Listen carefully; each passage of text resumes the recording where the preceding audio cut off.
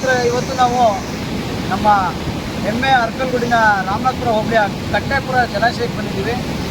ಕಟ್ಟೆಪುರ ಅಲ್ಲ, ಇದು ಕೃಷ್ಣರಾಜ ಜಲಾಶಯ ಕಟ್ಟೆ ಅಂತ ಹೇಳ್ಬೇಕು, ಕೃಷ್ಣರಾಜ ಕಟ್ಟೆ ಅಂತ ಹೇಳ್ಬೇಕು, ಕಟ್ಟೆಪುರ ಕಟ್ಟೆ ಅಂತಾರೆ. ಆದರೆ ಇದ್ರ ಇತಿಹಾಸದ ಪ್ರಕಾರ ನಾವು ಹುಡುಕಿದ್ರೆ ಕಟ್ಟೆಪುರ ಕಟ್ಟೆ ಅಲ್ಲ, ಇದು ಕೃಷ್ಣರಾಜ ಕಟ್ಟೆ ಅಂತಲೇ ಕರೆಯೋದು.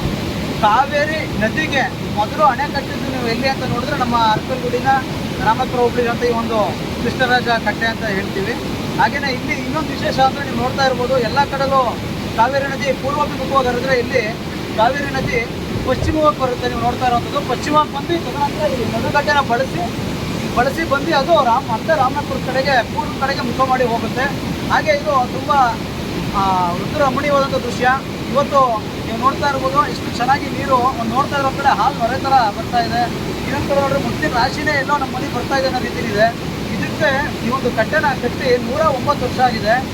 ನಮ್ಮ ಹಿರಿಯ ಪತ್ರಕರ್ತರು ವಿಜಯಣ್ಣ ಹೇಳಿರೋ ಪ್ರಕಾರ ಇದು ಚಾಮರಾಜ ಒಡೆಯರು ಮಹಾರಾಜರು ಇದ್ರಲ್ಲ, ಆಗಿನ ಕಾಲದಲ್ಲಿ ಅವರು ಇದಕ್ಕೂ ಸಹ ತಮ್ಮ ಆಡಳಿತದ ಅವಧಿಯಲ್ಲಿ ಈ ಒಂದು ಕಟ್ಟೆನ ನಿರ್ಮಾಣ ಮಾಡಿದ್ದಾರೆ. ಪ್ಲಸ್ ಅದಕ್ಕೆ ತಮ್ಮ ಬಳಿ ಇದ್ದಂಥ ಸಂಸ್ಥಾನದಲ್ಲಿದ್ದಂಥ ಒಡವೆಯನ್ನು ಸಹ ಅಡ ಇಟ್ಟು ಇದನ್ನು ಸಹ ಕಟ್ಟೆನ ಕಟ್ಟಿದ್ರು.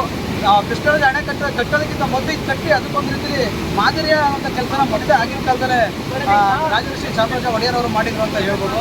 ಮತ್ತು ನಾನು ಇನ್ನೊಂದು ಏನಕ್ಕೆ ಇಷ್ಟಪಡ್ತೀನಿ ಅಂದರೆ ನಾವೆಲ್ಲೆಲ್ಲ ಹೋಗ್ತೀವಿ ನೋಡೋದಕ್ಕೆ, ಅಲ್ಲೆಲ್ಲ ಹಬ್ಬೆ ಫಾಲ್ಸ್ ಅಂದರೆ ಕುಶಾಲನಗರ ಮತ್ತು ಇನ್ನೆಲ್ಲ ಹೋಗ್ತೀವಿ ನೋಡೋದಕ್ಕೆ. ನಮ್ಮ ತಾಲೂಕಲ್ಲೇ ಇರುವಂಥ ಈ ಥರ ಒಂದು ರಮಣೀಯವಾದಂಥ ದೃಶ್ಯನ, ಮತ್ತು ಅದರಲ್ಲೂ ನಾವು ಈ ಕಾವೇರಿ ಕೊಳ್ಳದ ಏನು ಜನರಿದ್ದೀವಿ ನಾವೆಲ್ಲ ಇದನ್ನು ಒಂದ್ಸರಿ ನೋಡಲೇಬೇಕು. ಏನಕ್ಕೆ ಅಂದರೆ ಕಾವೇರಿ ನದಿಗೆ ಮೊದಲು ಕಟ್ಟಿರುವಂಥ ಅಣೆಕಟ್ಟೆ, ಕಟ್ಟೆ ಅಂತ ಹೇಳೋದಕ್ಕೆ ಇಷ್ಟಪಡ್ತೀವಿ.